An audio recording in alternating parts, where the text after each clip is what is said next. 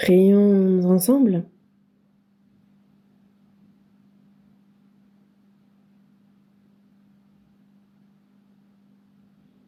Dieu notre Père, toi qui es saint, gracieux et miséricordieux, nous qui vivions dans les péchés, les iniquités, tu nous as sauvés. Tu as fait de nous tes enfants saints. Pour cette grâce, nous te remercions vraiment. De plus, nous sommes faibles et imparfaits, mais par ton amour immuable, Seigneur, tu nous soutiens, tu nous as placés dans l'Église qui est ton corps et par ta parole, tu nous élèves, tu nous enseignes, tu nous guides et nous protèges.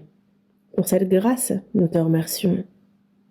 Aujourd'hui, Seigneur, les frères et sœurs sauvés par ton précieux sang sont réunis dans ce même lieu et nous te remercions de nous permettre de partager cette communion sainte. Merci pour cette grâce.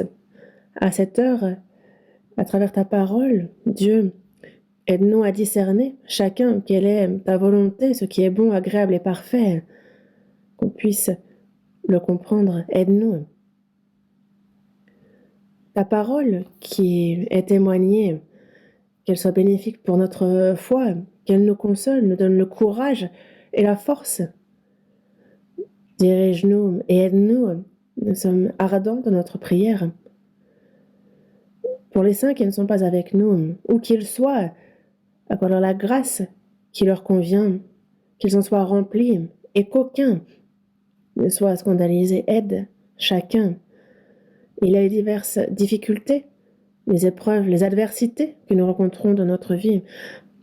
Tu connais les difficultés de chacun. Aide chacun. Et quelles que soient les difficultés, la situation, qu'aucun ne soit découragé, mais que seulement ils aient leur regard fixé sur toi, Seigneur, qu'ils se confient en toi et que leur foi progresse. Et soutiens-les pour cela. Tous les missionnaires envoyés en ton nom dans le monde, sois avec chacun d'eux, leur famille, accorde la grâce dont ils ont besoin dans leur mission. Les missionnaires et tous les frères et sœurs qui œuvrent avec eux, sois avec eux en toutes choses, donne-leur la force et qu'ils puissent avec assurance prêcher ton évangile et que de nombreuses âmes soient sauvées et que cela te glorifie.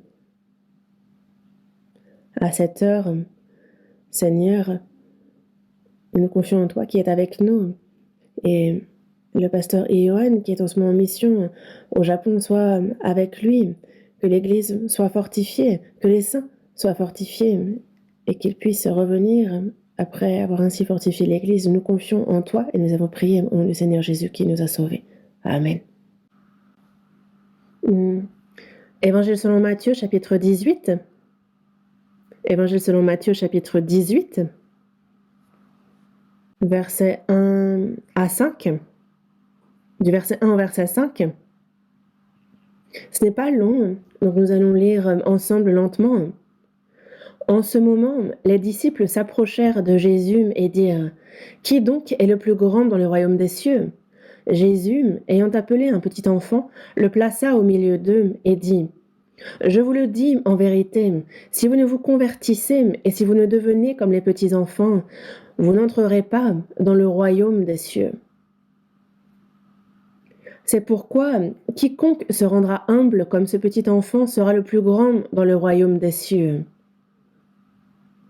Et quiconque reçoit en mon nom un petit enfant comme celui-ci, me reçoit moi-même. »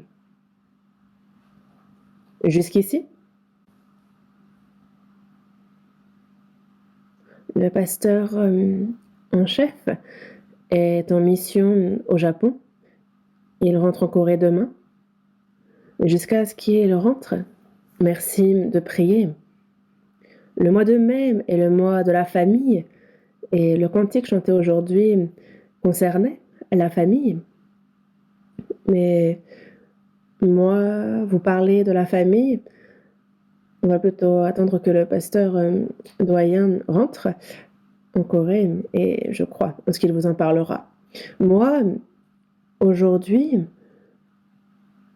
si on regarde le chapitre 18, verset 1, qui donc est le plus grand dans le royaume des cieux ? Les disciples demande à Jésus, qui donc est le plus grand dans le royaume des cieux? C'est le titre du sermon d'aujourd'hui et ce dont j'aimerais vous parler. Jésus, alors que ses disciples lui demandent qui donc est le plus grand dans le royaume des cieux, Jésus, lui, appelle un petit enfant et le place au milieu d'eux et dit: si vous vous convertissez et si vous ne devenez comme les petits enfants, vous n'entrerez pas dans le royaume des cieux. C'est ce qu'il dit. C'est pourquoi quiconque se rendra humble comme ce petit enfant sera le plus grand dans le royaume des cieux. Donc, deux choses dans sa réponse. Concernant ce passage, on aura beau insister, ce ne serait pas exagéré. Ce passage est dans la Bible un passage vraiment, vraiment très important. Les disciples de Jésus lui demandent: qui est donc le plus grand dans le royaume des cieux? C'est la question qu'ils lui posent. Et Jésus, lui, répond deux choses.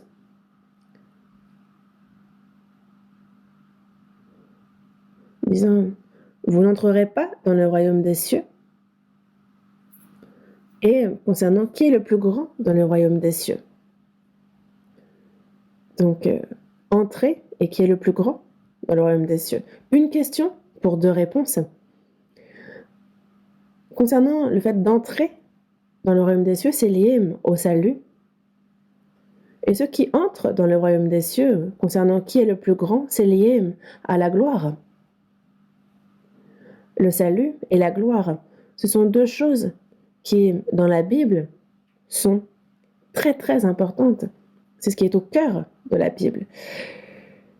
Et Jésus parle du salut, de la gloire, et lorsqu'il en parle, en priorité, avant même de parler de la gloire, il parle et mentionne le salut. Et c'est que tout le monde, plutôt que de penser à la gloire, il faut d'abord penser au problème du salut, régler ce problème. Et le salut et la gloire, donc c'est pour obtenir ces deux choses, ce dont on a absolument besoin, c'est de s'humilier. Comme un petit enfant, il faut s'humilier pour pouvoir entrer dans le royaume des cieux. C'est pourquoi, justement, quiconque se rendra humble comme ce petit enfant sera le plus grand dans le royaume des cieux. En réalité, tout le contenu de Matthieu, chapitre 18, nous parle de s'humilier et s'élever. S'humilier, donc on parle d'humilité ici. Le contraire, c'est s'élever, donc l'orgueil.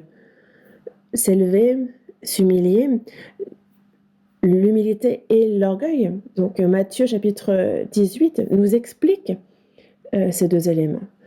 Et c'est pour cela qu'aujourd'hui, je vais me concentrer sur ce passage et ce sera au cœur de notre étude aujourd'hui. Le salut et la gloire, deux choses qui, dans la Bible, sont les plus importantes, les deux éléments au cœur de la Bible. Et c'est pareil pour nous, recevoir le salut, et après avoir reçu justement ce droit d'entrer dans le royaume des cieux, la gloire, c'est vraiment deux choses très très importantes. Donc le Nouveau Testament commence par Matthieu chapitre 1 verset 1. Voyons ce passage, Matthieu chapitre 1 verset 1, marquez la page, Matthieu 18.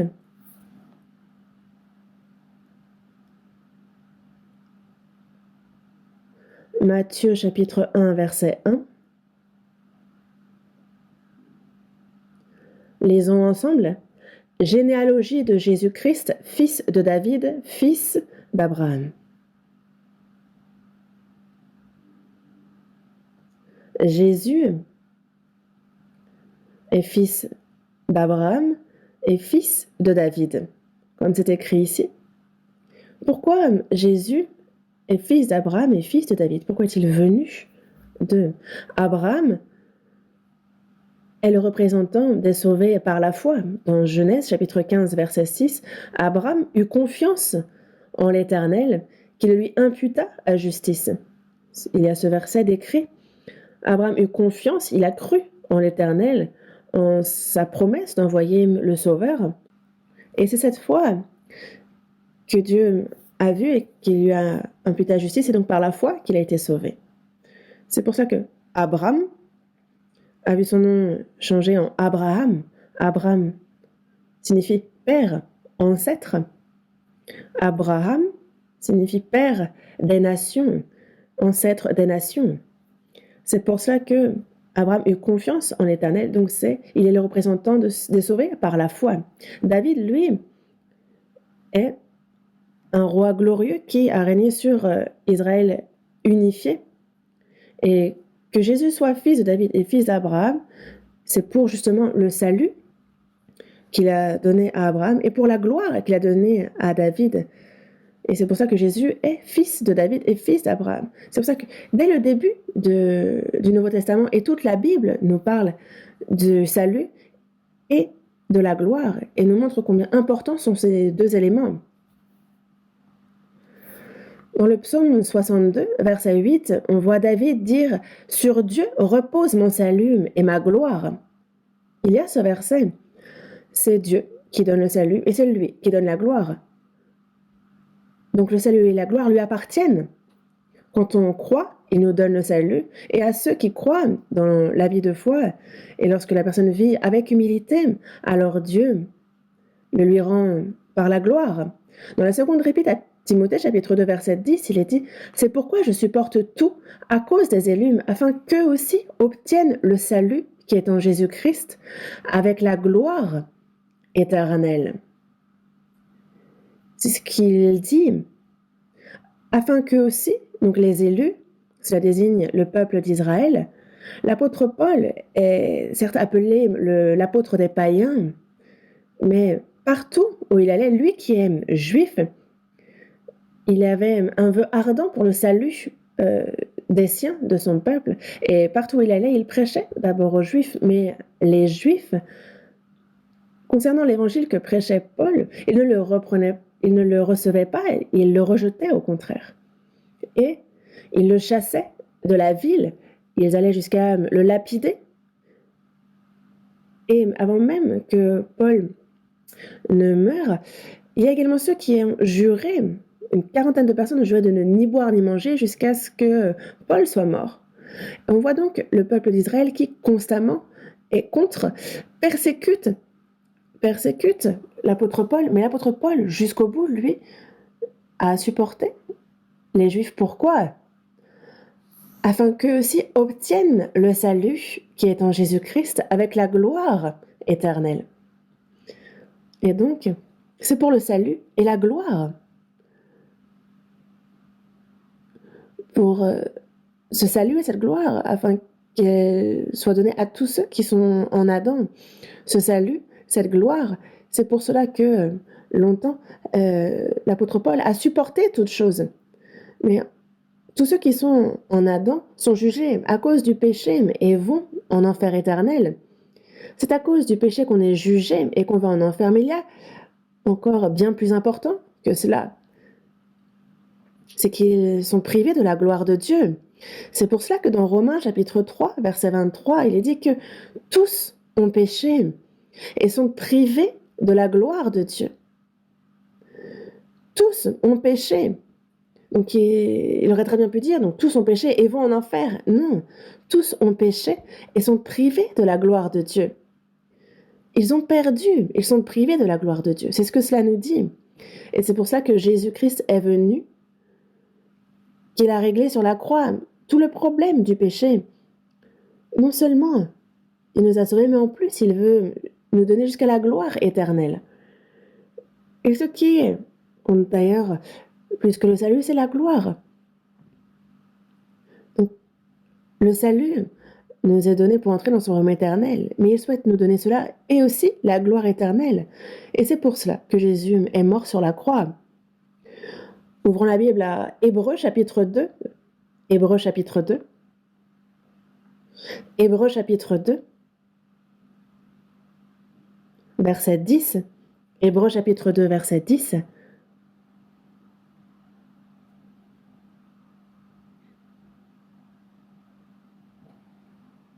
Lisons ensemble. Il convenait, en effet, que celui pour qui et par qui sont toutes choses et qui voulait conduire à la gloire beaucoup de fils, éleva à la perfection par les souffrances le prince de leur salut.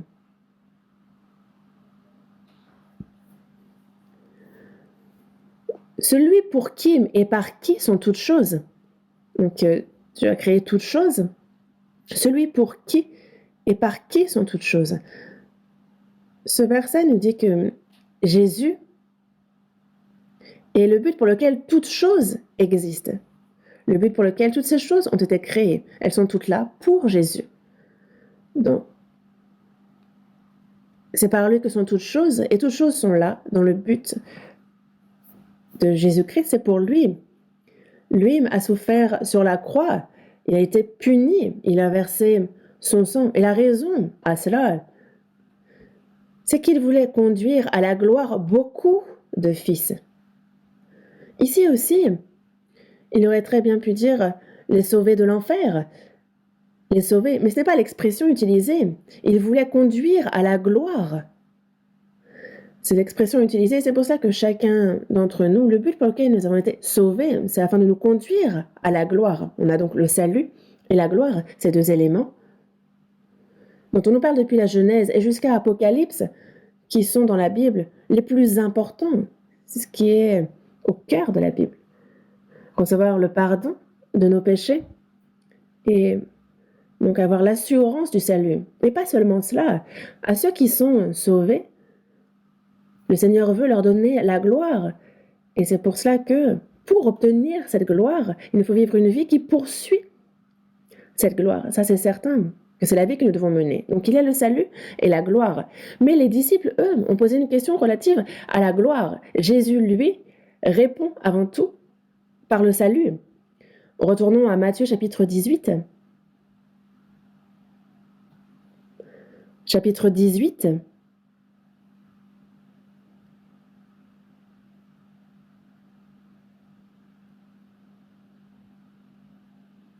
Je relis verset 1.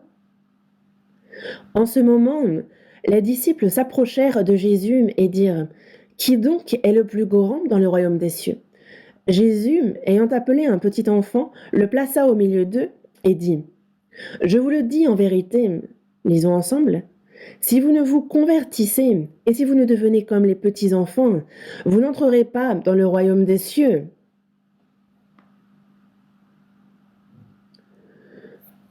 Les disciples ont donc bien posé la question à savoir qui est le plus grand dans le royaume des cieux. Dans le royaume des cieux, il y a bien ceux qui sont grands, il y a les plus petits. Il y a ceux qui, dans le royaume des cieux, recevront beaucoup de gloire et d'autres qui en recevront peu. Il y a forcément une différence dans la gloire que l'on recevra. Il pose une question concernant la gloire. Jésus, lui, dit : « Si vous ne vous convertissez et si vous ne devenez comme les petits-enfants, vous n'entrerez pas. » Donc, il est précisé dans certaines traductions, par aucun moyen vous n'entrerez dans le royaume des cieux. Il répond avant tout par la question du salut. Pourquoi ? Parce que de nombreuses personnes, sans même être sauvées, sans même être dignes d'entrer dans le royaume des cieux, s'imaginent que, évidemment, ils vont entrer dans le royaume des cieux et que dans le royaume des cieux, ils réfléchissent à la gloire qu'ils vont recevoir. Jésus, lui, avant tout, dit que la priorité pour toute personne est de résoudre le problème du péché, du salut. Il est clair dans ses paroles. Et vous avez reçu le salut, vous entrez dans le royaume des cieux, et selon comment vous vivez depuis, la gloire sera différente pour chacun dans le royaume des cieux. Il faut d'abord passer la porte étroite pour pouvoir marcher sur le chemin resserré. Sans passer la porte étroite, comment une personne pourrait vouloir entrer dans le royaume des cieux ? Ça, c'est impossible. Dieu est juge, et tous ceux qui sont en Adam sont pécheurs. Il faut d'abord recevoir le salut, d'abord être enfant de Dieu.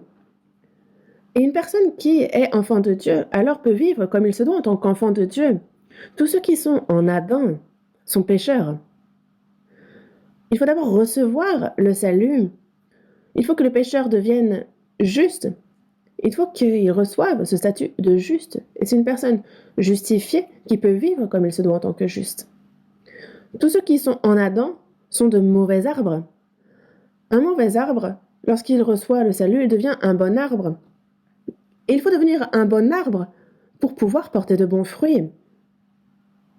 Tous ceux qui sont en Adam, leur âme, la liaison avec Dieu est coupée. Et c'est quand on reçoit le salut, alors l'Esprit de Dieu entre en nous. Alors, lorsque nous recevons la vie de Dieu, c'est alors que notre esprit reprend vie, que notre âme reprend vie, et qu'alors on peut grandir, obéir et porter du fruit, que nous pouvons mener une telle vie. Mais, à l'époque de Jésus aussi, et encore maintenant, de nombreuses personnes, concernant le fait d'entrer dans le royaume des cieux, concernant le salut et comment régler ce problème-là, ils ne se posent pas la question, ils s'interrogent plutôt sur qui sera le plus grand dans le royaume des cieux. Mais la priorité, c'est le salut. Donc ce n'est pas bon que de commencer par se poser des questions sur la gloire. Et c'est pour ça que Jésus commence par le salut et dire qu'il faut absolument régler d'abord le problème du salut. Une personne qui n'est pas sauvée, qui cherche à vivre pour la gloire, ça, c'est quelqu'un qui n'aurait pas passé la porte étroite et qui chercherait à marcher sur le chemin resserré. Ça, ce serait comme quelqu'un qui n'est pas même fils et qui voudrait vivre comme un fils. Quelqu'un qui n'a pas même été justifié mais qui voudrait vivre comme un juste. C'est pareil. Ce serait comme quelqu'un qui n'est pas devenu un bon arbre et qui voudrait porter de bons fruits. C'est pareil. Sans avoir reçu la vie de Dieu, quelqu'un qui voudrait lui obéir, le servir, c'est pareil. C'est impossible. Ainsi, tous ceux qui sont en Adam, c'est la question du salut qu'il faut, avec certitude, résoudre d'abord. Et nous vivons une époque si proche du retour du Seigneur. C'est certain que chacun s'interroge. Posez-vous la question, suis-je vraiment sauvé? Suis-je vraiment digne d'entrer dans le royaume des cieux? Se demander soi-même, est-ce que je ne serais pas en train de me tromper moi-même ou est-ce qu'on ne m'aurait pas trompé? Il faut y réfléchir. Pourquoi? Parce que il n'y aura plus d'occasion une fois le Seigneur revenu. Et le retour du Seigneur est si proche. Nous qui vivons à cette époque, il faut qu'on y réfléchisse sérieusement. C'est grave et je pense qu'il faut s'examiner concernant notre salut. Surtout vis-à-vis de ceux qui n'ont pas de changement dans leur vie. C'est encore plus le cas pour eux. Ceux qui n'ont aucun changement dans leur vie, mais qui se disent sauvés. Est-ce qu'ils ne seraient pas en train de se tromper même? Est-ce qu'ils n'auraient pas été trompés? Ça, il faut y réfléchir profondément. Dans la seconde épître aux Corinthiens, chapitre 13, verset 5, il est dit « Examinez-vous vous-même pour savoir si vous êtes dans la foi, éprouvez-vous vous-même. Ne reconnaissez-vous pas que Jésus-Christ est en vous, à moins peut-être que vous ne soyez réprouvés. Examinez-vous vous-même, éprouvez-vous vous-même. » C'est ce qui nous est dit. Avec quoi on s'examine, avec quoi on s'éprouve? Par la parole. Dieu nous a donné une chose, et cette chose, c'est la Bible. À travers cette parole, voir si j'ai bien été sauvé selon la parole, si j'ai bien selon la parole, si je suis digne d'entrer dans le royaume, si je suis bien né de nouveau.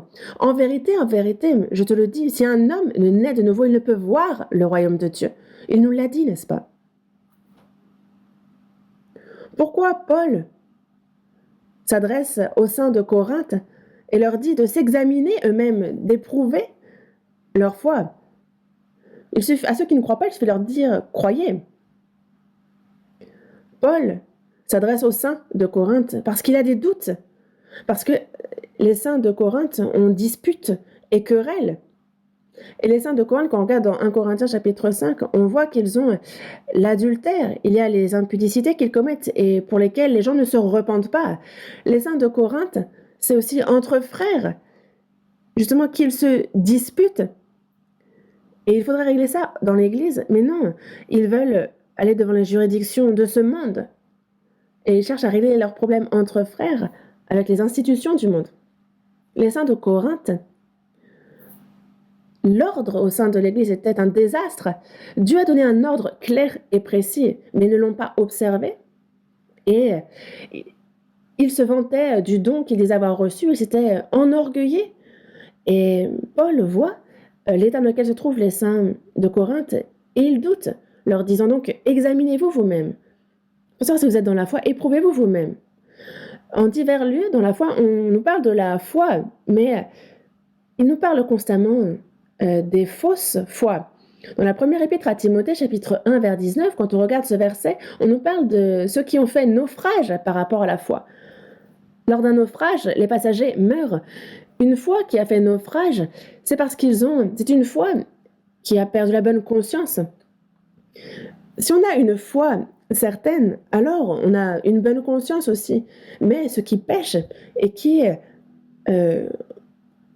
en sont fiers, on parle ici d'une foi qui a fait naufrage. Et dans la seconde épître à Timothée, chapitre 3, verset 8, on nous parle de ceux qui sont réprouvés en ce qui concerne la foi. Réprouvés en ce qui concerne la foi. De quelle foi est cette foi réprouvée? Dans la seconde épître à Timothée, chapitre 3, dans les versets précédents, on nous parle de ceux qui ont l'apparence de la piété, mais qui renient ce qui en fait la force. Ils ont l'apparence, on dirait qu'ils croient, mais ils n'ont pas la vie de Dieu en eux. Donc ils n'ont pas la force.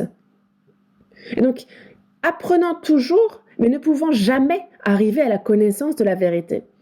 Parmi nous, donc on est ensemble, continuellement on écoute le séminaire biblique, on écoute la parole de Dieu constamment, apprenant toujours, mais ne pouvant jamais arriver à la connaissance de la vérité.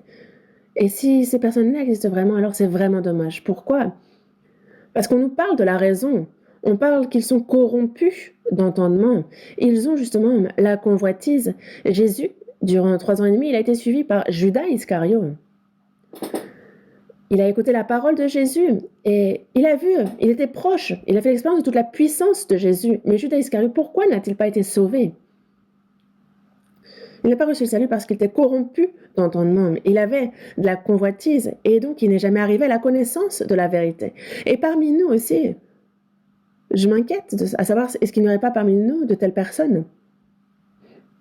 Finalement, Judas Iscariote a livré Jésus, il l'a vendu.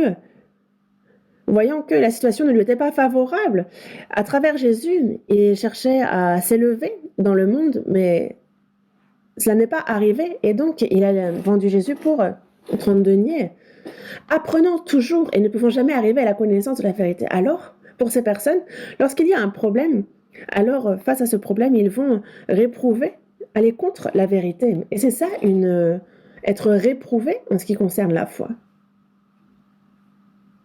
Et dans Jacques, chapitre 2, on nous parle de la foi qui, sans les œuvres, est morte. Si notre foi est certaine, nous pouvons être faibles, nous pouvons commettre des erreurs, nous pouvons faire des bêtises, mais au moins un minimum, cette foi se manifestera dans les œuvres. Mais ceux qui n'ont aucune œuvre, la foi sans les œuvres est morte. Une foi morte, ce n'est pas une foi pour le salut, ce n'est pas une foi qui conduit au ciel. Et dans Jacques chapitre 2, verset 18, il est dit « Quelqu'un dira, toi, tu as la foi et moi, j'ai les œuvres. Montre-moi ta foi sans les œuvres et moi, je te montrerai la foi par mes œuvres. » La foi se manifeste forcément par les œuvres. Ça, c'est normal et c'est ce qui doit être. Et donc,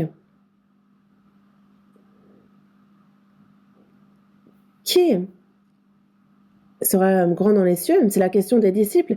Mais Jésus a répondu par une question bien plus importante, prioritaire, celle qui concerne le salut, le fait d'entrer déjà dans le royaume des cieux. Je vous le dis en vérité, si vous ne vous convertissez et si vous ne devenez comme les petits enfants, vous n'entrerez pas dans le royaume des cieux. Entrer ou ne pas entrer, commençons par cette question, ce problème-là. C'est de cela qu'il parle en premier. Puis, une fois qu'on a résolu avec certitude le problème d'entrer dans le royaume des cieux, avant qu'il ne soit trop tard, le retour du Seigneur est proche. Le temps qu'il nous reste à vivre pour le Seigneur n'est plus long. Il ne nous reste pas longtemps. Et s'il y a moyen d'être grand dans les cieux, mener une vie qui poursuit la gloire, est-ce que ce n'est pas la vie qu'il nous faudrait mener alors? Dieu veut nous donner deux choses, le salut et la gloire. J'ai reçu le salut et ce n'est pas quoi que devant Dieu de se dire, bah, j'ai reçu le salut, tant pis pour la gloire. Non, ce sont deux choses qu'il souhaite nous donner. Il veut nous donner le salut et jusqu'à la gloire. Et vous rejetez la gloire, pas besoin de la gloire, ce sera ça. Alors ça, ce serait décevoir Dieu. Le pasteur nous rappelle souvent une chose, c'est, par exemple, vous avez été dans un grand magasin, vous avez acheté deux articles, vous revenez à la maison, dans le sac, il n'y en a qu'un. Vous n'allez pas dire, bon, tant pis, non. Vous allez contacter le grand magasin et vous allez faire en sorte de récupérer votre deuxième article. C'est comme un père qui a deux fils. L'un est salut, l'autre est gloire. Est-ce qu'il y a quelqu'un qui aurait appelé ses enfants comme ça? Salut et gloire. On a donc le père qui va en voyage avec ses deux enfants, salut et gloire, mais il a perdu gloire en chemin. Dans ce cas-là, bon, ben, j'ai salut, ça me suffit. Il va forcément chercher gloire et revenir avec les deux. Dieu veut nous donner ces deux choses précieuses, le salut et la gloire. La gloire. Dans les saints de l'Ancien et du Nouveau Testament, il y a donc cette gloire que Dieu voulait leur donner. Ils avaient les regards fixés sur cette gloire et ils ont vécu une vie qui poursuivait cette gloire, vraiment. Moïse aussi a eu les regards fixés sur cette gloire, l'apôtre Paul aussi. Hébreux, chapitre 11, cherchons ce passage. Hébreux, chapitre 11.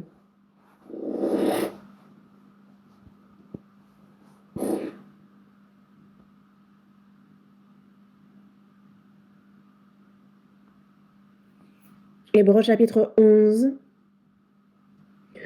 versets 24 à 26. Lisons ensemble. C'est par la foi que Moïse, devenu grand, refusa d'être appelé fils de la fille de Pharaon, aimant mieux être maltraité avec le peuple de Dieu que d'avoir pour un temps la jouissance du péché. Regardant l'opprobre de Christ comme une richesse plus grande que les trésors de l'Égypte, car il avait les yeux fixés sur la rémunération.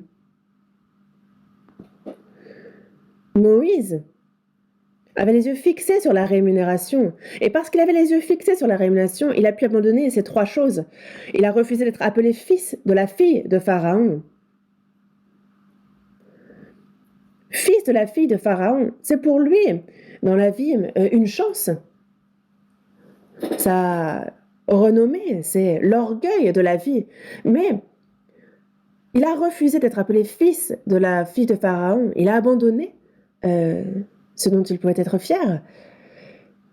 Et il refusait d'avoir pour un temps la jouissance du péché.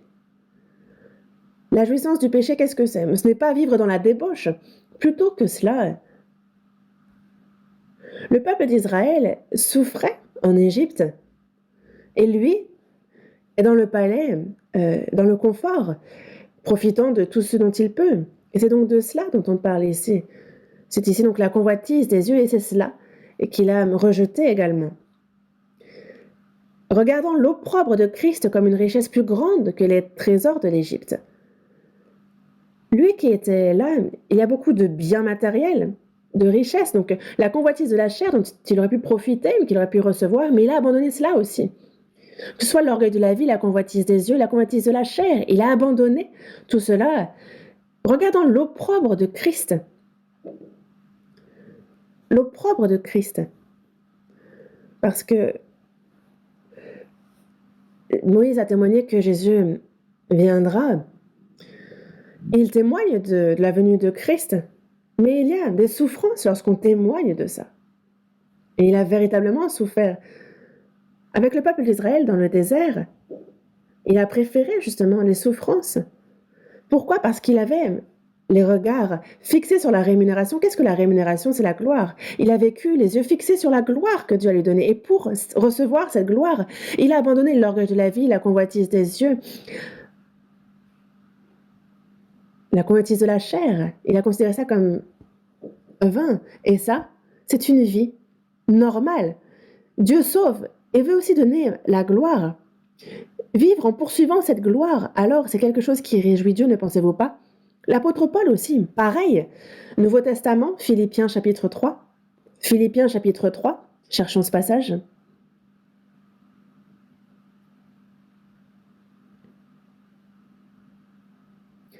Versets 13 et 14. Versets 13 et 14. Lisons ensemble. Frères, je ne pense pas l'avoir saisi, mais je fais une chose, oubliant ce qui est en arrière et me portant vers ce qui est en avant. Je cours vers le but pour remporter le prix de la vocation céleste de Dieu en Jésus-Christ.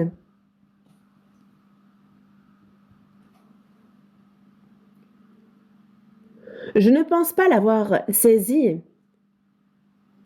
Il parle ici de la rémunération, mais je fais une chose.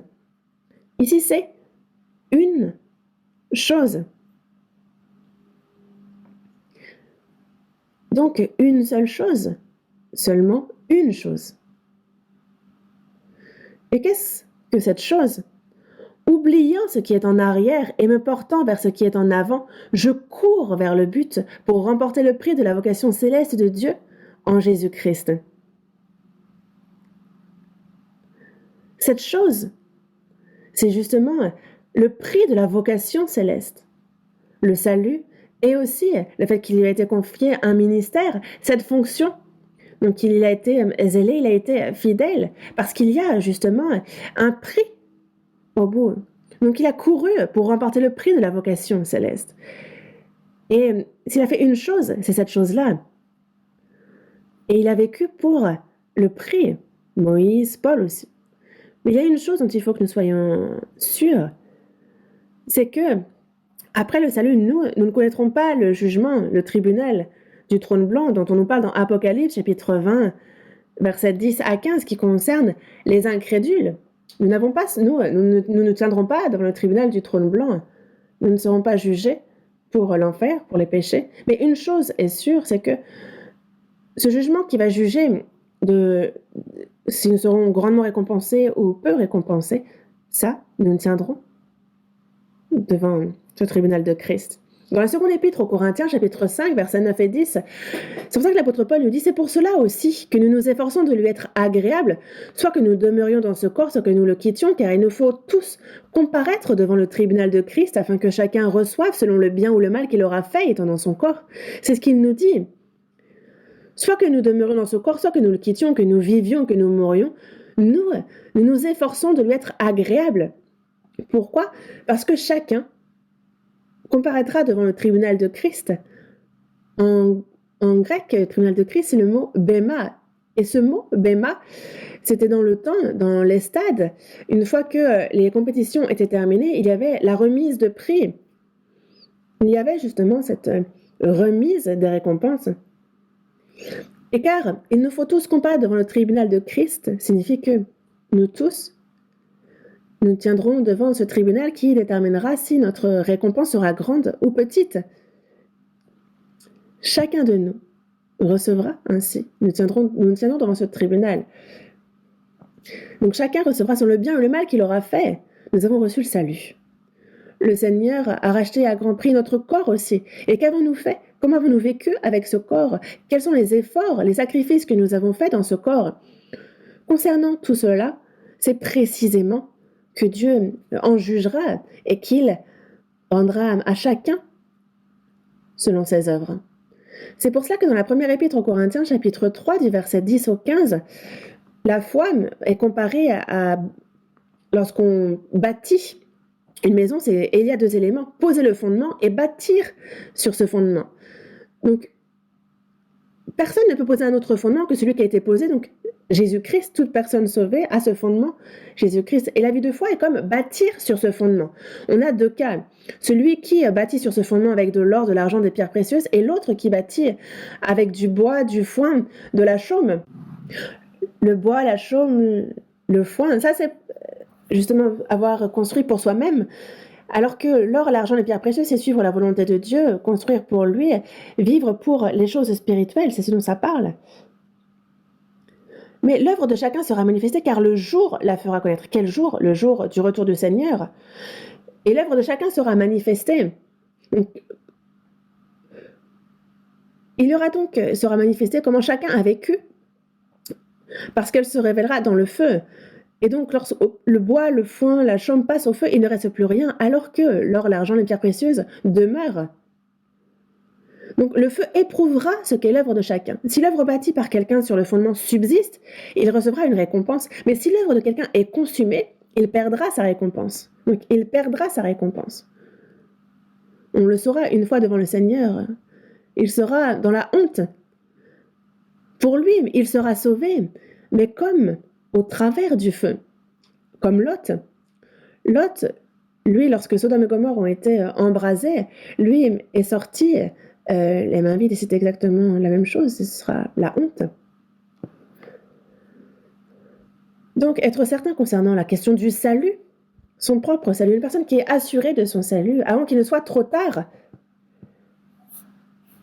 réfléchir précisément, en profondeur à ce qu'est la gloire que Dieu veut nous donner et vivre une vie qui poursuit cette gloire. C'est la vie qu'il nous faut mener. Car le Seigneur, c'est le salut et la gloire dont il nous parle. Ce sont ces deux choses. Et les deux, le salut et la gloire, comment les recevoir? Il nous dit que le principe de base, c'est l'humilité. Retournons à Matthieu chapitre 18. Matthieu chapitre 18.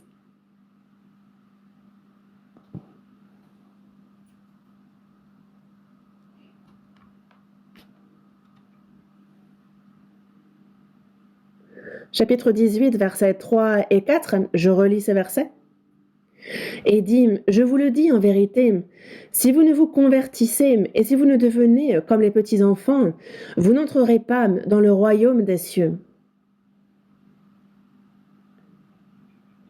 Si vous ne devenez comme les petits-enfants, vous n'entrerez pas dans le royaume des cieux. Donc il faut devenir comme eux pour entrer dans le royaume des cieux.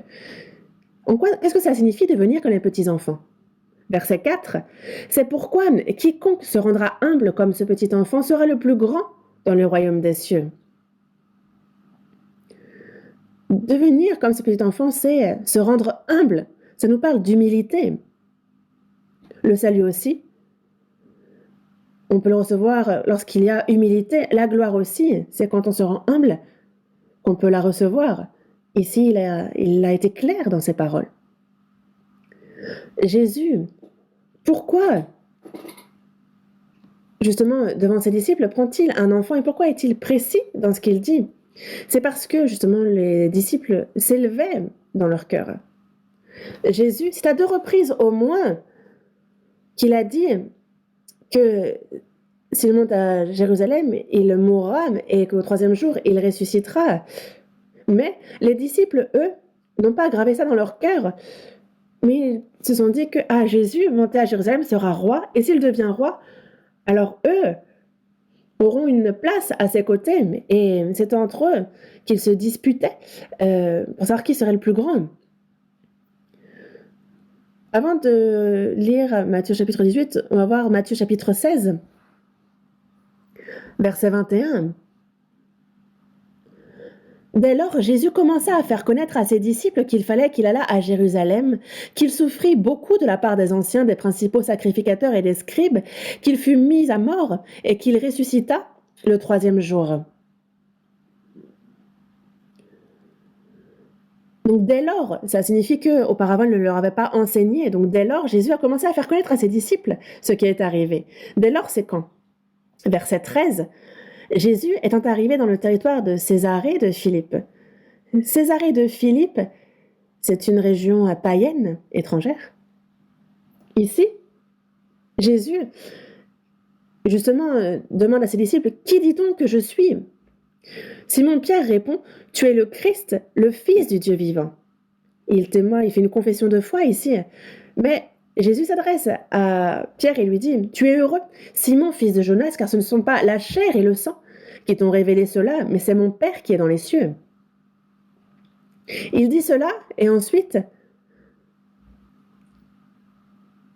il parle du fait qu'avant cela, il doit mourir et ressusciter. Ensuite, de Césarée de Philippe, il repasse en Galilée, chapitre 17, versets 22 et 23. Pendant qu'ils parcouraient la Galilée, Jésus leur dit, le Fils de l'homme doit être livré entre les mains des hommes. Ils le feront mourir et le troisième jour, il ressuscitera. Ils furent profondément attristés. Jésus ici parle une seconde fois du fait qu'il doit mourir et ressusciter. Et dans le verset 24, lorsqu'ils arrivèrent à Capernaüm, donc ils arrivent ensuite à Capernaüm, et ensuite dans le verset 18, justement une nouvelle fois, il parle de nouveau qu'il doit mourir et ressusciter. Jésus ne cesse de se répéter concernant les souffrances qu'il doit connaître, mais les disciples le prennent comme le Messie politique et eux se disputent pour savoir qui est le plus grand et qui sera à ses côtés. C'est pour ça que dans Matthieu chapitre 18 verset 1, il est dit « en ce moment ». En ce moment, c'est lorsqu'ils sont à Capernaüm. Et on retrouve ce même passage dans Matthieu et Luc chapitre 9. On va aller, nous, à Marc chapitre 9, pardon. Marc chapitre 9. Marc chapitre 9, versets 33 à 37, je lis. Ils arrivèrent à Capernaüm. Lorsqu'il fut dans la maison, Jésus leur demanda « De quoi discutiez-vous en chemin ?» Mais ils gardèrent le silence, car en chemin, ils avaient discuté entre eux pour savoir qui était le plus grand.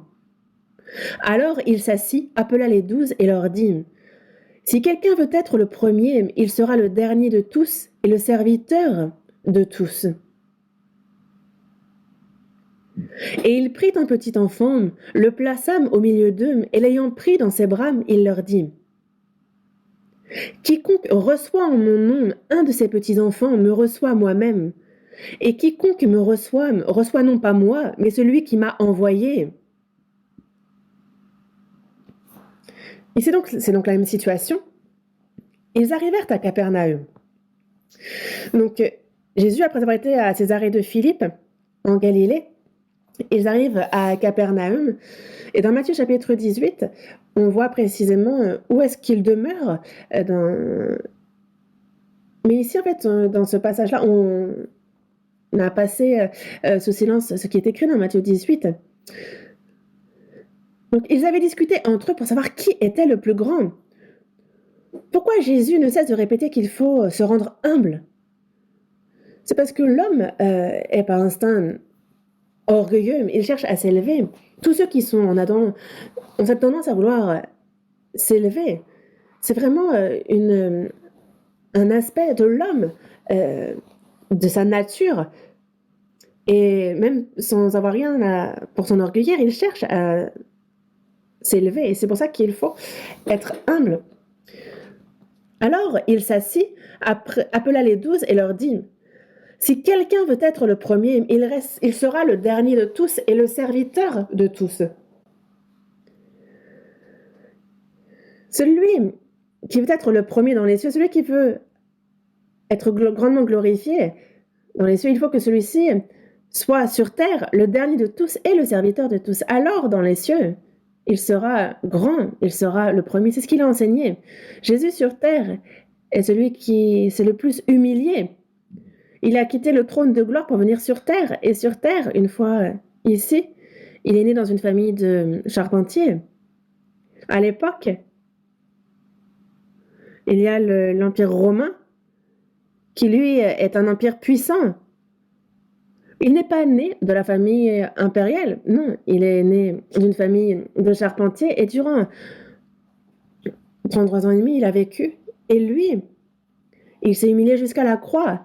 Dans Philippiens chapitre 2, il dit « C'est pourquoi aussi Dieu l'a souverainement élevé et lui a donné le nom qui est au-dessus de tout nom. » Jésus a montré le chemin à suivre pour tous ceux qui veulent être sauvés. Il a enseigné par sa vie.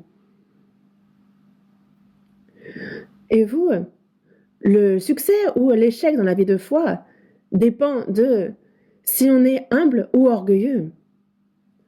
C'est de cela que la réussite et l'échec de notre foi, c'est de ça que ça dépend. Le fondement même de la vie de foi pour le salut, pour la vie de foi, pour la gloire, la base de tout le fondement, c'est l'humilité. Lorsqu'on se rend humble, alors on peut recevoir le salut. Alors on peut être grand dans les cieux.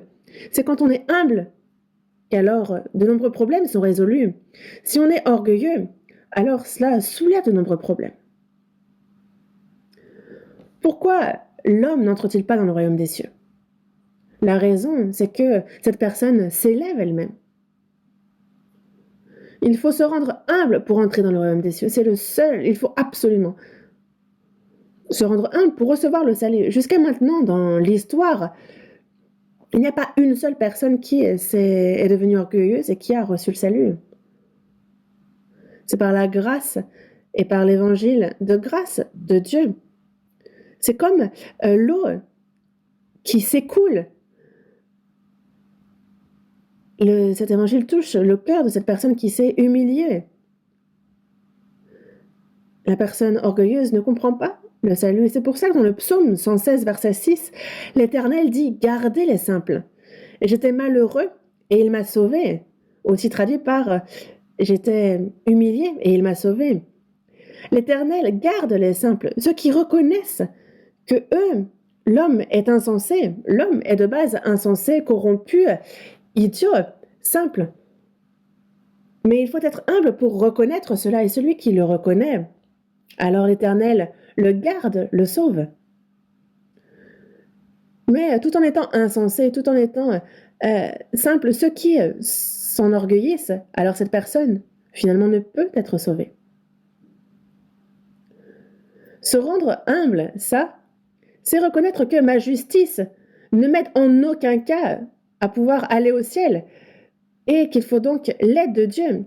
Ce n'est pas simplement se rendre humble, c'est reconnaître que notre propre justice, que ma justice, ne m'aide aucunement pour entrer dans le ciel. Ça, il faut le reconnaître. J'ai vécu dans le péché et je dois être jugé pour mes iniquités, envoyé en enfer. C'est ma situation et ça, il faut le reconnaître. La personne qui le reconnaît, alors, peut recevoir la justice de Dieu. Pourquoi à notre époque, il est de plus en plus difficile que les hommes soient sauvés? Si on regarde notre entourage à notre époque, les hommes petit à petit s'élèvent, sont toujours plus orgueilleux et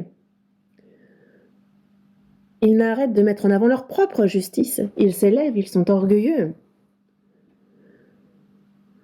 Ils mettent en avant leur propre justice et donc finalement, ils ne peuvent être sauvés. Dans Romains chapitre 10, versets 2 et 3, « Je leur rends témoignage. Ils ont du zèle pour Dieu, mais sans intelligence, ne connaissant pas la justice de Dieu et cherchant à établir leur propre justice. Ils ne se sont pas soumis à la justice de Dieu. Ils sont zélés pour Dieu, mais sans intelligence, sans connaissance. Ils ne connaissent pas la justice de Dieu. Parce qu'ils n'ont pas l'intelligence, ils ne connaissent pas la justice de Dieu. Et au contraire, ils cherchent à établir leur propre justice. Et donc, au final, ils ne se soumettent pas à la justice de Dieu. Et donc, ils sont zélés, puis finissent en enfer. Mais encore maintenant, si la personne se rend humble comme ce petit enfant, alors cette personne peut recevoir le salut. Matthieu, chapitre 11, cherchons ce passage. Matthieu, chapitre 11.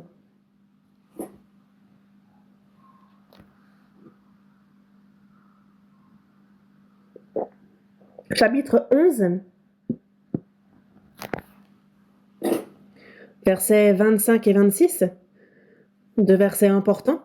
Versets 25 et 26, lisons ensemble.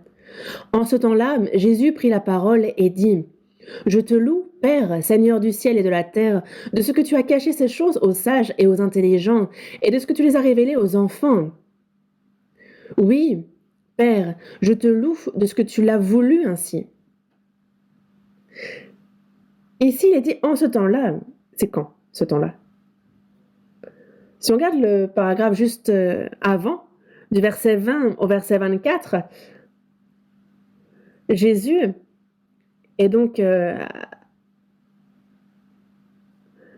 il a fait le plus de miracles près de la Galilée, là où il y a Bethsaïda, Chorazin, mais ils ne l'ont pas reçu.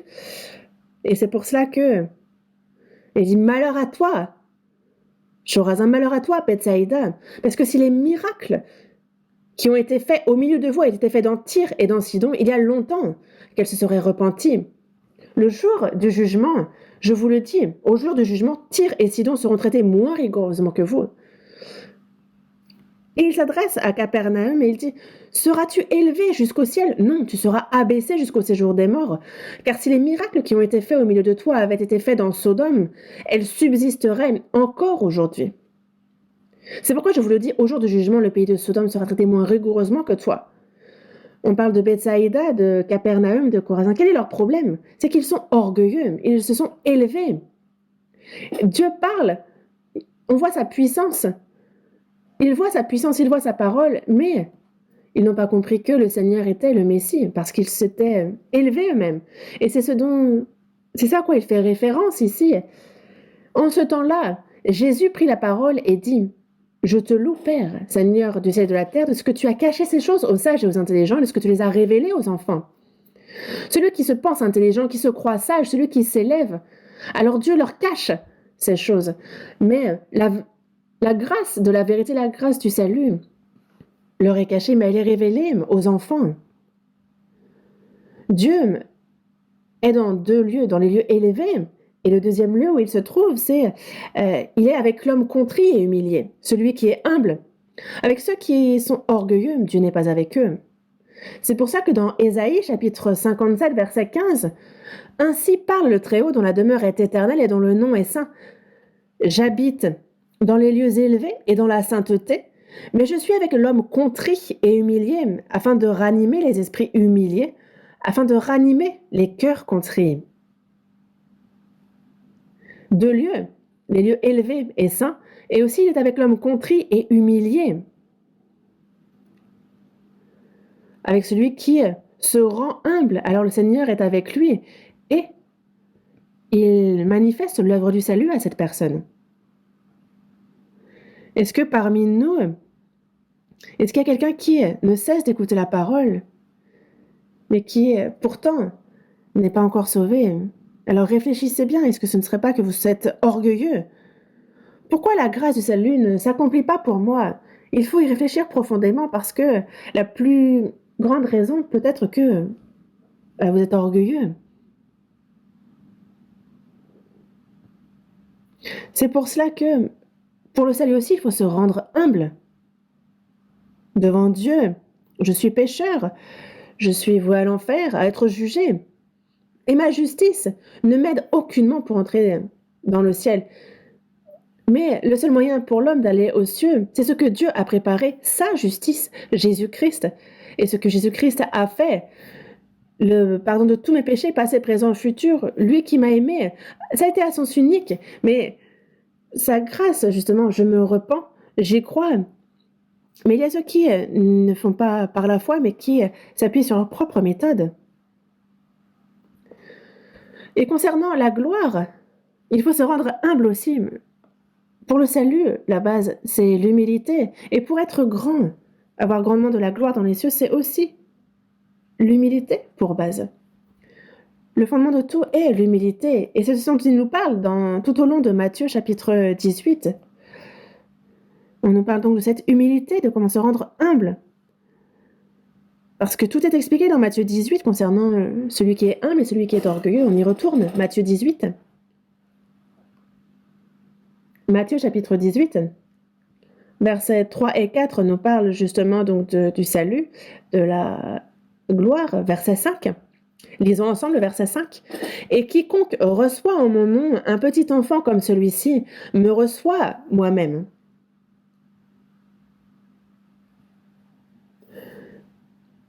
Un petit enfant, pour ce qui est de recevoir un petit enfant, c'est possible avec l'humilité. Qui reçoit un petit enfant? Qui néglige un petit enfant? Qui fait n'importe quoi qu'un petit enfant? C'est quelqu'un d'orgueilleux.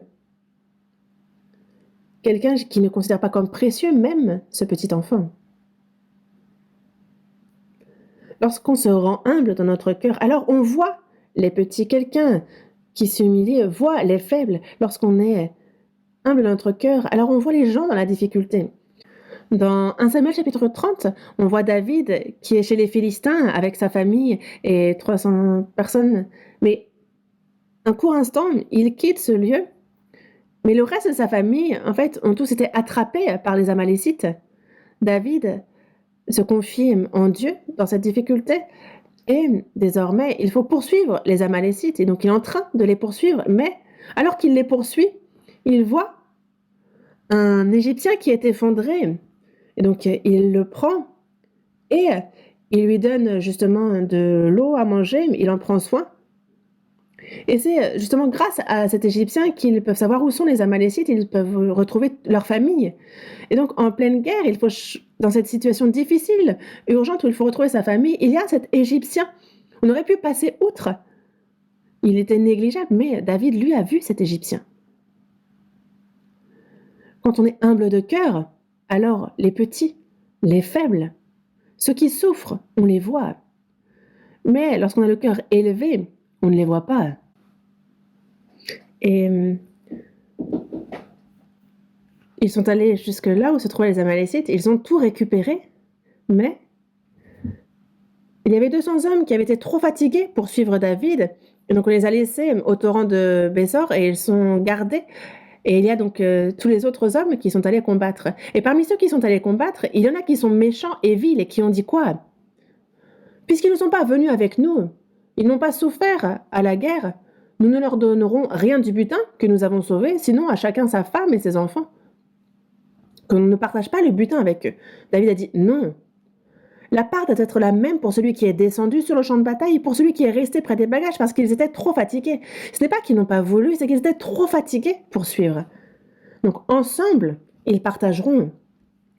Et à partir de ce moment-là, en fait, c'est devenu une règle en Israël parce que David s'est rendu humble, alors il voit et comprend la situation des faibles et des plus petits. C'est comme à l'école de l'église, on a pour la classe de collège, lycée, primaire, maternelle, il y a de nombreux professeurs. Et ils sont humbles.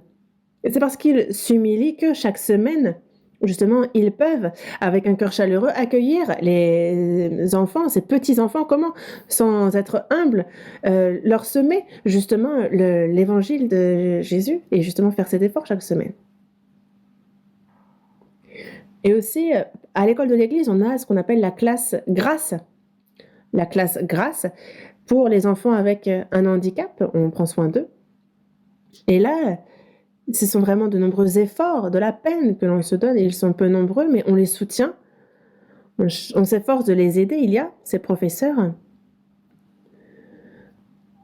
Et c'est parce que justement il y a cette humilité dans le cœur que c'est continuellement et régulièrement que l'on peut en prendre soin, parce qu'avec de l'orgueil dans le cœur, c'est impossible. Il y a justement de telles personnes aussi, on doit s'intéresser à eux, essayer de les comprendre et les aider. Et du verset 6 au verset 9, ces versets nous parlent des scandales. Je lis. Mais si quelqu'un scandalisait un de ces petits qui croient en moi, il vaudrait mieux pour lui qu'on suspendît à son cou une meule de moulin et qu'on le jetât au fond de la mer. Malheur au monde à cause des scandales, car il est nécessaire qu'il arrive des scandales, mais malheur à l'homme par qui le scandale arrive. Si ta main ou ton pied est pour toi une occasion de chute, coupe-les et jette-les loin de toi. Mieux vaut pour toi entrer dans la vie boiteux ou manchot que d'avoir 2 pieds ou 2 mains et d'être jeté dans le feu éternel. Et si ton œil est pour toi une occasion de chute, arrache-le et jette-le loin de toi. Mieux vaut pour toi entrer dans la vie n'ayant qu'un œil que d'avoir 2 yeux et d'être jeté dans le feu de la géhenne. Ici, on nous parle de scandale et on le retrouve souvent. Verset 6, si quelqu'un scandalisait. Verset 7, à cause des scandales. Mais il est nécessaire qu'il arrive des scandales. Mais malheur à l'homme par qui le scandale arrive. On nous parle de scandale. Pourquoi nous parler de scandale? C'est parce qu'il y a des orgueilleux que les scandales arrivent. Si on s'enorgueillit dans notre cœur, alors on se focalise sur soi-même. Et alors ça pose problème aux autres et c'est à cause des scandales vis-à-vis des autres. Le diable, lui, s'est glorifié lui-même et jusqu'à présent, il scandalise un grand nombre de personnes et encore maintenant. Et ceux qui suivent le diable, ceux qui sont orgueilleux, alors il pose problème aux autres et il scandalise les autres. Scandaliser, c'est scandaliser vis-à-vis de la foi. Celui qui est orgueilleux, même s'il pêche, il se tient debout. Même quelqu'un qui est orgueilleux pose problème aux autres, il est en scandale aux autres, mais ça ne le dérange absolument pas. Pourquoi être en scandale aux autres? C'est parce que la personne est orgueilleuse. Comment ne pas être un scandale vis-à-vis des autres? Ce sont ceux qui s'humilient qui peuvent ne pas être en scandale. Si on s'humilie alors comme on l'apprend dans la Bible, alors dans notre vie de foi, on marche droit, le Seigneur, Dieu est au cœur de notre vie, et donc à la toute fin. Il y a ensuite les autres qui passent avant nous, et ensuite il y a moi, d'abord Dieu, ensuite autrui, mon prochain, puis moi. Quelqu'un qui s'humilie a cet ordre-là dans son cœur. L'apôtre Paul, lui, dans 1 Corinthiens chapitre 15, dit « Je suis le moindre des apôtres, je ne suis pas digne d'être appelé apôtre parce que j'ai persécuté l'Église de Dieu. » C'est ce qu'il a dit. Il dit « Par la grâce de Dieu, je suis ce que je suis. » L'apôtre Paul aussi a pourtant fait beaucoup d'efforts par rapport aux autres, mais il dit que tous ces efforts-là aussi, il dit que c'est la grâce de Dieu. Il ne s'est pas mis en avant. Et dans Éphésiens chapitre 3, il dit bien qu'il est le moindre de tous les saints. Dans la première épître à Timothée chapitre 1 verset 15, il se désigne comme étant pécheur et comme étant le premier des pécheurs. Il s'est absolument abaissé et parce qu'il s'abaisse, alors l'ordre est correct. Dans 1 Corinthiens chapitre 10 verset 31, on voit que soit donc que vous mangiez, soit que vous buviez, soit que vous fassiez quelque autre chose, faites tout pour la gloire de Dieu. C'est Dieu, n'est-ce pas? Et dans le verset 32, ne soyez en scandale ni aux Grecs, ni aux Juifs, ni à l'Église de Dieu, de la même manière que moi aussi. Je m'efforce en toutes choses de complaire à tous, cherchant non mon avantage, mais celui du plus grand nombre, afin qu'il soit sauvé. Il ne cherche pas son avantage, mais celui du plus grand nombre, afin qu'il soit sauvé. Donc, on a Dieu en premier, puis ensuite le prochain, et en troisième, lui-même. Celui qui s'humilie pense d'abord aux autres et justement, en fait, il n'est pas en scandale aux autres. Quelqu'un qui est humble agit selon le principe de l'amour. Celui qui agit selon le principe de l'amour, alors n'est en scandale à personne d'autre. C'est pour ça que dans 1 Corinthiens, chapitre 8, versets 12 et 13, en péchant de la sorte contre les frères et en blessant leur conscience faible, vous péchez contre Christ. C'est pourquoi, si un aliment scandalise mon frère, je ne mangerai jamais de viande afin de ne pas scandaliser mon frère. Afin de ne pas scandaliser mon frère. À l'église de Corinthe, il y avait des problèmes concernant les viandes consacrées aux idoles, ce qui mangeait, ce qui était sacrifié aux idoles, mais il était difficile de savoir si c'était offert aux idoles ou pas. Mais donc dans la maison de l'idole, si on mange avec assurance de la viande, alors même si ça n'a pas été offert aux idoles, en fait, s'il y a un faible frère, il peut se dire, tiens, en fait, le frère, il mange quelque chose qui était offert aux idoles. Non, en fait, ça peut être en scandale à ce frère qui est plus faible. Et c'est pour ça que si un aliment scandalise mon frère, je ne mangerai jamais de viande.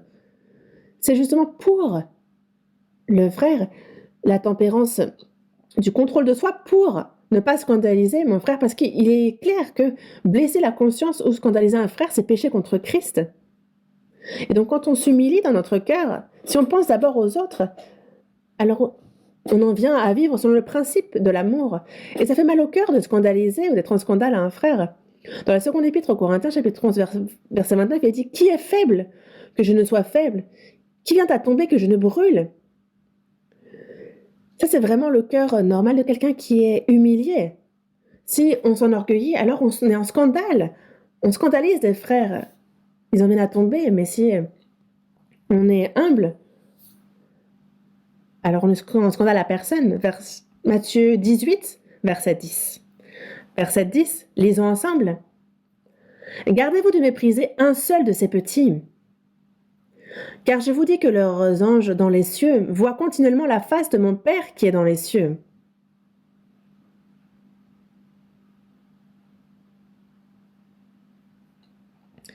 Gardez-vous de mépriser un seul de ces petits, car je vous dis que leurs anges, ici les petits dont on parle, ce sont les saints.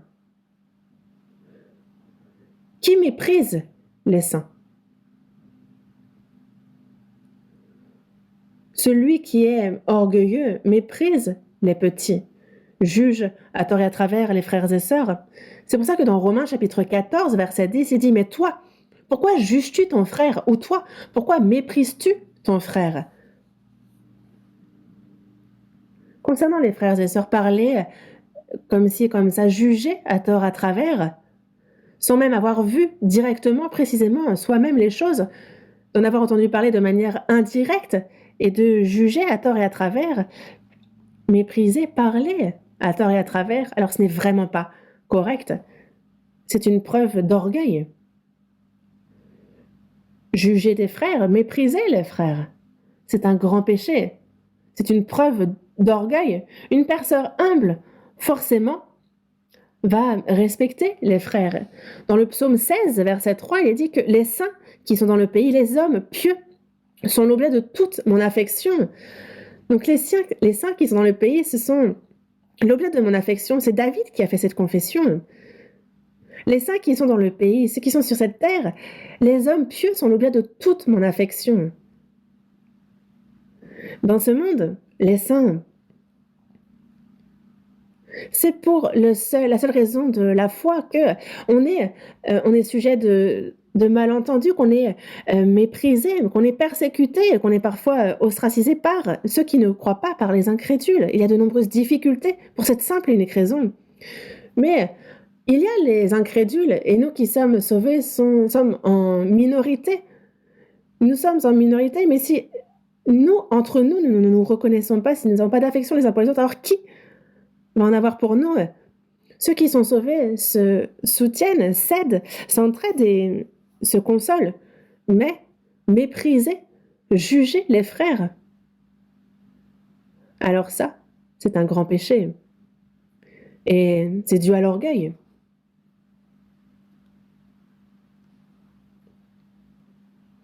Et à partir du verset 12 jusqu'au verset 14, que vous ensemble, si un homme a 100 brebis et que l'une d'elles s'égare, ne laisse-t-il pas les 99 autres sur les montagnes pour aller chercher celle qui s'est égarée? Et s'il la trouve, je vous le dis en vérité, elle lui cause plus de joie que les 99 qui ne se sont pas égarés. De même, lisons ensemble.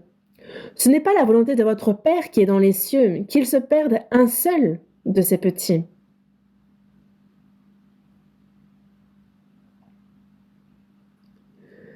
Quelqu'un qui aurait perdu une brebis, un non sauvé, qui va justement avoir de la peine, se mettre en peine pour cette brebis, pour ce non sauvé? Quelqu'un qui est véritablement humble. Dieu est vraiment humble. Et c'est pour ça qu'il a laissé le trône de gloire derrière et qu'il est venu sur terre et qu'il s'est humilié jusqu'à la croix. Pourquoi? Pour une brebis égarée. Pour sauver cette brebis. Pour vous, pour moi, pour nous sauver. Car ce n'est pas la volonté de notre Père qui est dans les cieux qu'il se perde un seul de ses petits. Et dans votre famille, il y a quelqu'un qui n'est pas sauvé. Mais si cela ne vous fait rien, bon, il y en a plusieurs de sauvés, bon, c'est pas grave si certains ne sont pas sauvés. Alors ça, c'est une preuve que vous êtes orgueilleux. S'il y a des membres de la famille qui ne sont pas sauvés, alors on est frustré, alors ça nous afflige. Et justement, on brûle en nous de savoir comment sauver ceux qui ne le sont pas encore. Et même si cette famille persécute et contre, le fait que cette personne est vivante, c'est qu'elle a encore l'opportunité, l'occasion d'être sauvée.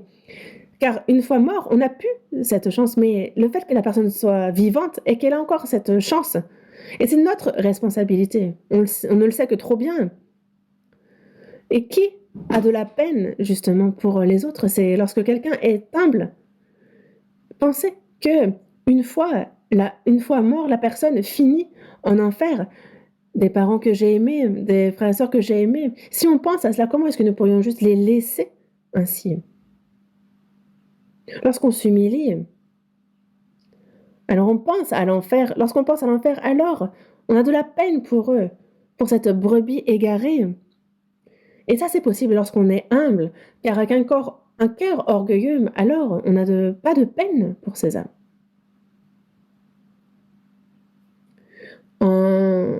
Mais nous avons un séminaire.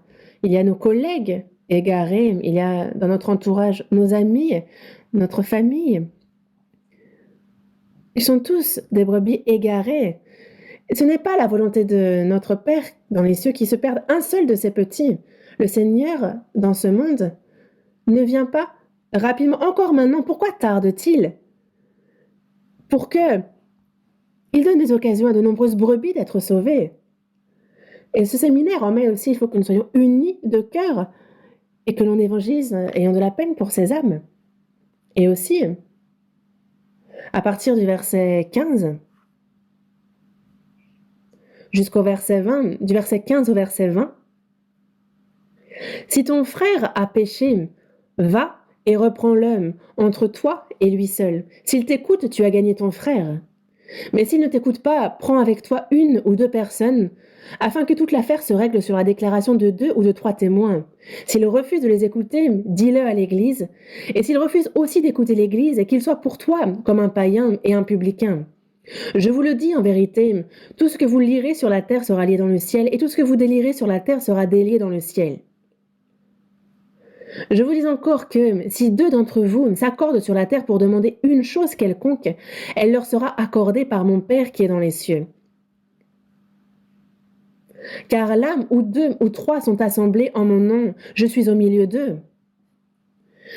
Le contenu ici, c'est lorsque, vis-à-vis de l'Église, il y a du levain. Lorsque il y a un péché commis en lien avec l'Église, on parle ici d'excommunion. D'excommunion. Donc, si ton frère a péché, donc la personne qui le connaît va voir cette personne, et si ça ne marche pas, ils y vont à 2, 3, et donc il y a plusieurs témoins. Et s'il n'écoute pas l'Église, alors qu'il soit considéré comme un païen et un publicain, le considérer comme quelqu'un, comme un incrédule. Donc le chasser, c'est lié à l'excommunion. L'Église a autorité de vérité. Je vous le dis en vérité, tout ce que vous lirez sur la terre sera lié dans le ciel, et tout ce que vous délirez sur la terre sera délié dans le ciel. Qu'est-ce que cela veut dire? L'Église a pour chef le Seigneur, et lorsque l'Église décide, alors Dieu est d'accord. Parce que à l'Église a été confiée l'autorité de la vérité. Pourquoi? Est-ce qu'il y a des personnes qui sont excommuniées de l'Église? C'est parce qu'ils sont devenus orgueilleux dans leur cœur. Parce que leur cœur s'est élevé, alors ils ont fait entrer une mauvaise doctrine, et parce qu'ils sont élevés dans leur cœur, alors ils commettent de grands péchés, dans la morale aussi, et ils ne s'en repentent pas. Quand on regarde dans la Bible, il y a tellement de passages où on voit de mauvaises doctrines entrer dans l'Église. À l'Église de Galate, ce n'est pas seulement par la grâce, mais qu'il faut aussi observer la loi. Et donc, qu'il faut avoir la circoncision pour le salut. C'est une mauvaise doctrine qui est entrée, c'est du levain. À l'église de Corinthe, il y avait, alors qu'ils avaient l'impudicité, ils ne se sont pas repentis. On a dit que ceux qui ne s'en repentent pas, qu'on les chasse. Pourquoi de tels problèmes surviennent? C'est parce qu'ils se sont élevés dans leur cœur. Et lorsqu'on s'élève dans le cœur, alors on prend à la légère l'Église. C'est parce qu'ils s'élèvent dans leur cœur qu'ils n'ont pas de crainte pour l'Église. L'Église, c'est là où il y a le Seigneur, il y est pour chef. Qui demeure dans l'Église? Qui va être lié à l'Église et être uni avec les saints? Qui va obéir au Seigneur qui est chef dans l'Église? Celui qui est humble, qui va être uni avec les autres, celui qui est humble. Et c'est pour ça que je vous le disais tout à l'heure, on a lu Philippiens ensemble, parce que dans l'Église, il se passe plusieurs choses. Il y a la communion, il y a aussi la charité, il y a la consolation. Mais ce qui est important, c'est d'être unis de cœur, de partager le même amour, d'être unis. Ce qui est le plus important, c'est seulement, justement, de considérer les autres comme supérieurs à soi-même. comme meilleur vis-à-vis de soi. Et quand on a ce cœur, lorsque nous sommes humiliés dans notre cœur, alors nous pouvons demeurer. C'est quand nous sommes humbles que nous pouvons considérer l'Église comme précieuse et que nous participons à ce qui s'y passe et que nous obéissons à la volonté du Seigneur qui est chef dans l'Église, mais lorsqu'on est élevé dans notre cœur. Alors on pense à tort et à travers concernant l'Église, on en parle à tort et à travers. Et on soulève plusieurs problèmes dans l'Église, n'est-ce pas? Dans la Bible, dans la première épître aux Corinthiens, chapitre 3, versets 16 et 17, il est dit « Ne savez-vous pas que vous êtes le temple de Dieu et que l'Esprit de Dieu habite en vous ?» Si quelqu'un détruit le temple de Dieu, Dieu le détruira, car le temple de Dieu est saint, et c'est ce que vous êtes. Quand il parle du temple, on parle de l'Église. Si quelqu'un détruit le temple, alors Dieu le détruit. Quelqu'un qui n'est pas sauvé va périr. Une personne sauvée ne va pas aller en enfer, mais elle sera châtiée par Dieu. Il y aura les châtiments. C'est pour ça que dans la première épître aux Corinthiens, chapitre 11, verset 22, les premières églises, en fait, concernant le fait de l'offrande de nourriture, il y a les riches qui commençaient par déguster, manger, boire. Mais il leur est dit, mais méprisez-vous l'église de Dieu? Quand on s'élève dans notre cœur, si on s'élève dans notre cœur, on ne voit pas ce que l'on devrait voir comme précieux et important, mais quand on s'humilie, alors l'Église est précieuse et les saints sont si importants. Parce que chacun, justement, porte le précieux sang du Seigneur. Et même si la personne ne semble rien avoir, elle est précieuse. Et c'est notre famille éternelle. Et aussi, du verset 21, on nous parle du pardon, verset 21. Alors Pierre s'approcha de lui et dit, « Seigneur, combien de fois pardonnerai-je à mon frère lorsqu'il péchera contre moi? Sera jusqu'à 7 fois ?» Et Jésus lui dit, « Je ne te dis pas jusqu'à 7 fois, mais jusqu'à 70 fois 7 fois. » Versets 34 et 35, on lit ensemble. Et son maître, irrité, le livra au bourreau jusqu'à ce qu'il eût payé tout ce qu'il devait. C'est ainsi que mon Père céleste vous traitera, si chacun de vous ne pardonne à son frère de tout son cœur.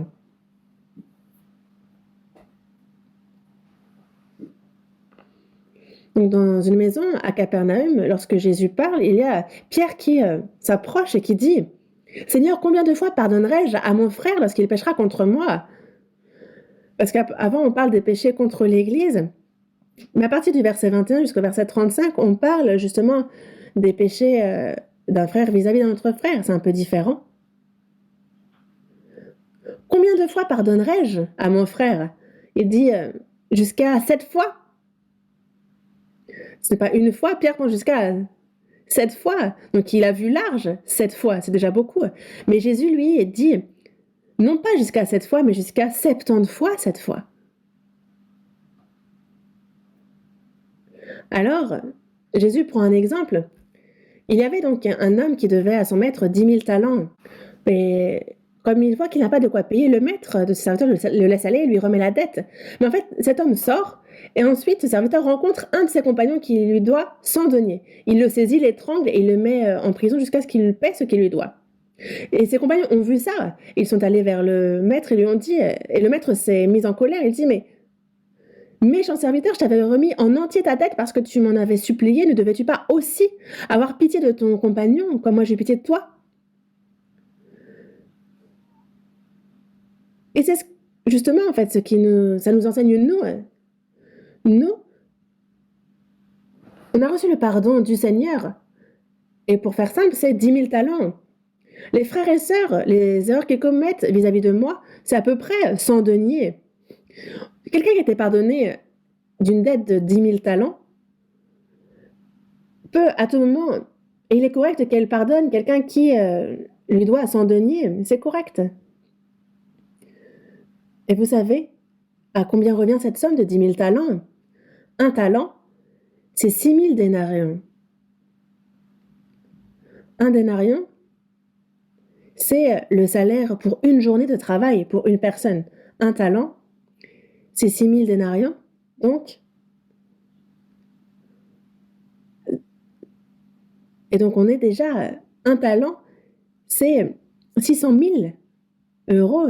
Et donc 10 000 talents, c'est 6 milliards. Et donc on se dit, mais à quel moment on peut avoir une telle dette? Qu'est-ce qu'il a commis comme faute pour pouvoir en arriver à une telle dette? Mais on lui a remis cette dette. Mais à lui-même, on lui doit 100 deniers.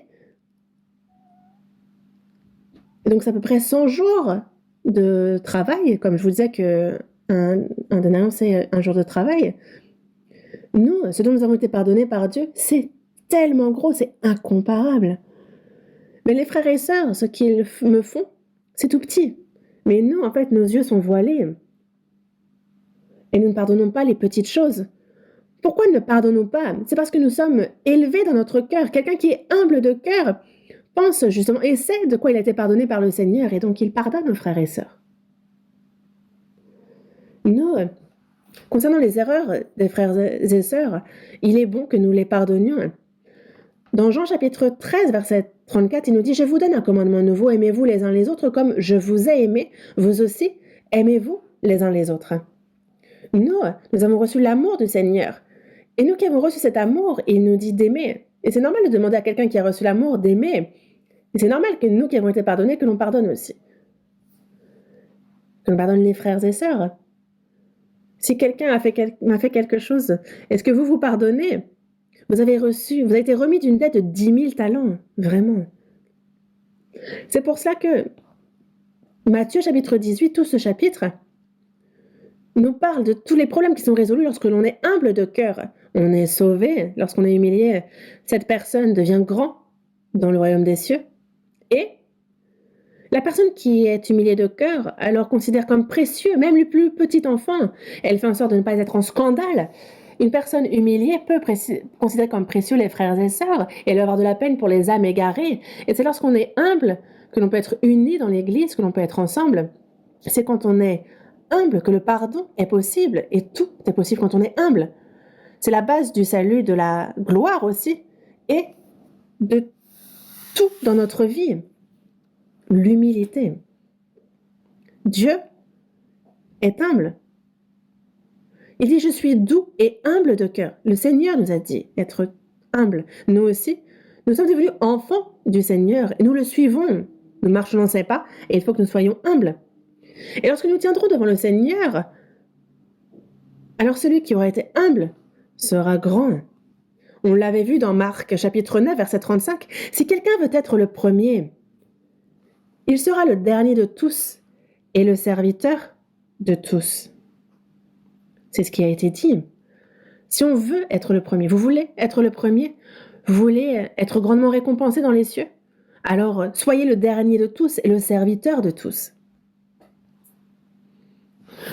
En fait, aux États-Unis, il y avait donc des carrosses tirées par des chevaux et il y avait donc c'était un peu comme c'était des transports et il y avait plusieurs classes, la première classe, la seconde classe, la troisième classe. Et ceux qui étaient en première classe, du départ jusqu'à l'arrivée, quoi qu'il arrive, quelle que soit la situation, ils pouvaient être assis dans ce carrosse. Même si une roue crevait, eux qui étaient en première pouvaient rester assis. Ceux qui avaient acheté en seconde classe, s'il y a un problème avec le carrosse, ils pouvaient descendre et juste observer ce qui se passe. Mais ceux qui étaient assis en troisième classe, qui avaient un ticket troisième classe, eux, avec le chauffeur, il fallait qu'il répare le carrosse. Dans l'église aussi, il y a les croyants première classe, deuxième classe et troisième classe. La première classe aime être reçue. La seconde classe dit oui, vous, essayez de bien faire les choses entre vous. Et ils sont là pour juste observer. La troisième classe participe à quoi qu'il se passe dans l'église, prie ensemble, se donne de la peine ensemble. Première, deuxième, troisième classe, on aimerait que ça corresponde au ciel. Mais qu'a dit le Seigneur? Il va dire au premier, allez derrière. Et oui, il y aura un grand tournant au ciel. Nous nous sacrifions, nous faisons des efforts, quoi qu'il arrive, on participe. Et c'est quand on s'humilie, quand on se rend humble, quand on sert tout le monde, alors on est le premier. Souvenez-vous-en, j'aimerais que vous en souveniez. C'est la parole du Seigneur. C'est pour cela que dans Matthieu chapitre 18, réfléchissez toujours un peu plus à ce chapitre et j'aimerais que cela vous enseigne et que ce soit un tournant dans votre vie. Prions.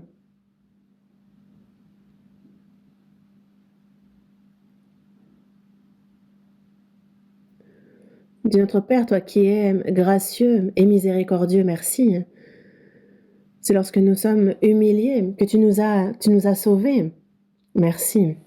Et aussi, durant le reste de notre vie, aide-nous à pouvoir nous rendre humbles, que lorsque nous tiendrons devant toi, Seigneur, nous puissions recevoir compliments, louanges et récompenses, que nous puissions être de précieux saints. Règne sur notre vie et dirige-nous.